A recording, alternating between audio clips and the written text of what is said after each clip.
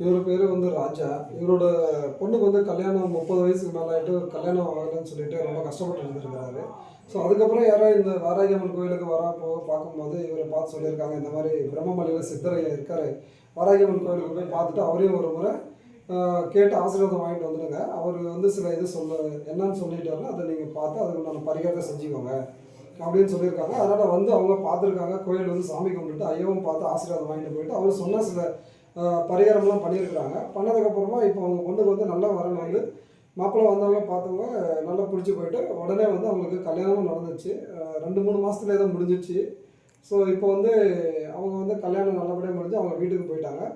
இப்போ அவர் வந்து இவர் மாதிரி கஷ்டப்படுற ஆளுங்களை பார்த்து இந்த வீடியோ வந்து அவங்களுக்கு ரீச் ஆச்சுன்னா இன்னும் இந்த மாதிரி அவர் மாதிரி கஷ்டப்படுறவங்களுக்கு வந்து இது ஒரு பயனுள்ளதாக இருக்கும் அப்படின்னு சொல்லிட்டு வந்து ஐயாவுக்கு அவர் ஐயா கிட்ட வந்து ஒரு நன்றியை சொல்லிட்டு இது வந்து எல்லாருக்கும் ஒரு இதாக இருக்கட்டும் அப்படின்னு சொல்லி அவர் நன்றி சொல்லிட்டு போக வந்திருக்காரு.